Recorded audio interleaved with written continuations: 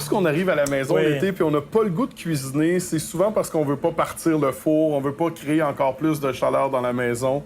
Encore une fois, une recette tout en fraîcheur pour la saison estivale. Simple, rapide. L'été, on pense salade repas, on pense des fois à des tartares, ça peut être le fun. Et pourquoi pas même des ceviches. Eh oui. Ça peut être sympa. Oui. Écoute, là, on va faire un ceviche différent. À ma manière, on va faire comme un œuf à la poêle trompe-l'œil. OK.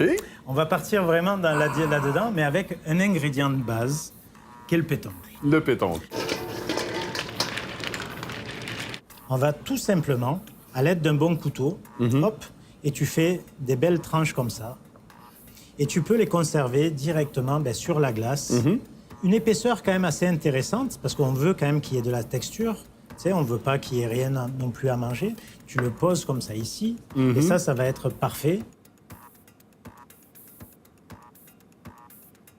Là, c'est du gros sel. Et ce gros sel, tu vois, j'ai mis un petit peu d'eau, de façon qu'il évite un petit peu de se balader de partout dans l'assiette. Je vais poser directement mes coquilles à l'intérieur. Voilà. Ici, j'ai de l'algue qu'on peut trouver facilement chez son poissonnier. À l'œil, là, on retrouve le milieu naturel du pétoncle. Là, ce que je vais prendre, c'est un agrume qui est merveilleux. C'est une explosion de saveurs en bouche, au palais. C'est le yuzu. Le yuzu, ça ressemble à une clémentine, comme une mandarine. Ça vient du Japon. Alors, c'est très rare quand on a le fruit ici à Montréal. On a plus ou moins des petites bouteilles, mais qu'on peut retrouver dans le commerce. Alors ça, vraiment, pour des marinades, des vinaigrettes, ou pour faire simplement macérer quelques instants un ceviche, c'est fantastique. Tu vois, je vais prendre directement ce yuzu et je vais mettre le pétoncle dedans. Et ça, on va le laisser pas longtemps, juste quelques minutes, même pas quelques secondes. Le temps. Voilà. Donc là, on pense que le fruit de mer est cru.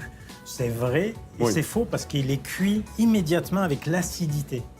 Je le prends et je vais le déposer ici, dans chacune des coquilles.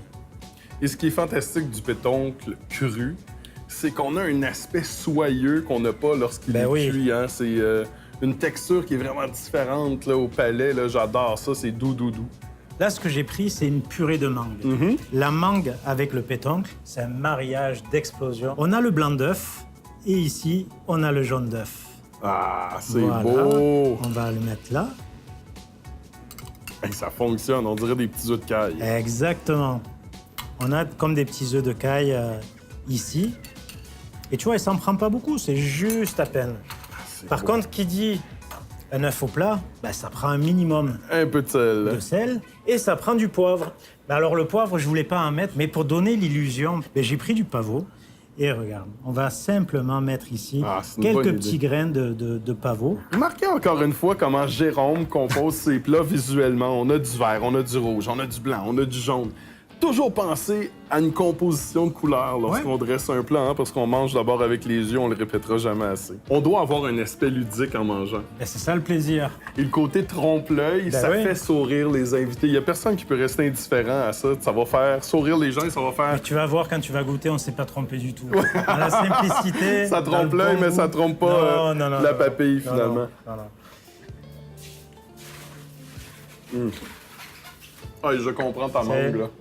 La mangue. C'est bon, ça ressort très bien. En plus, c'est mon fruit de mer préféré. Bon appétit. Merci. C'est très, très, très apprécié.